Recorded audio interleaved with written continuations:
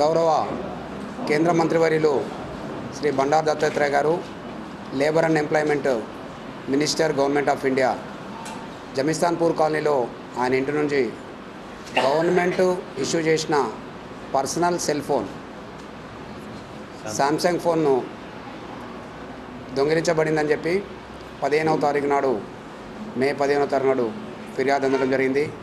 ఈ ఫిర్యాదు ఆధారంగా అదే రోజు కేసు నమోదు చేసుకొని అన్ని కోణాల్లో ఈ కేసును దర్యాప్తు చేయడం జరిగింది. ప్రత్యేక టీమ్స్ ఏర్పరిచి క్రైమ్ సిబ్బంది ఏదైతే ఈ కేసును చాలా ఛాలెంజ్గా తీసుకొని మినిస్టర్ గారి ఇంట్లో జరిగిన దొంగతనాన్ని ఎట్టి పరిస్థితుల్లో దొంగని పట్టాలనే ఉద్దేశంతో ఒక ప్రణాళిక ప్రకారం ఫీల్డ్ ఎంక్వైరీస్, ఫీల్డ్ ఇన్వెస్టిగేషన్, అదే రకంగా టెక్నికల్ ఎవిడెన్స్తో సహాయంగా ఈ ఫోన్ను, దొంగతనం చేయబడిన ఫోన్ను ఇతను ముద్దాయి Gummadi Raj Kumar, age about 52 years, ఇతను ఎల్బీ నగర్లో ఉంటాడు.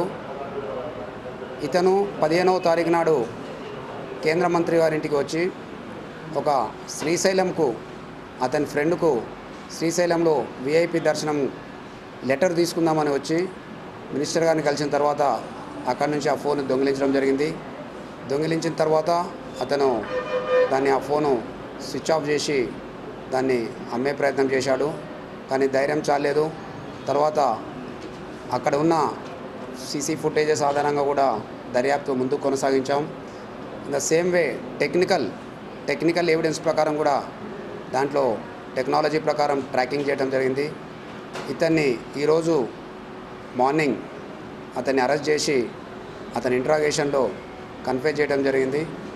కేంద్ర మంత్రివర్గ యొక్క ఏదైతే దొంగతనం జరిగిన సెల్ ఫోన్ శాంసంగ్ను అతని పొజిషన్ నుంచి మరియు సిమ్ కార్డ్తో సహా అతని పొజిషన్ నుండి ఈ యొక్క సెల్ ఫోన్ను స్వాధీనం చేసుకోవడం జరిగింది.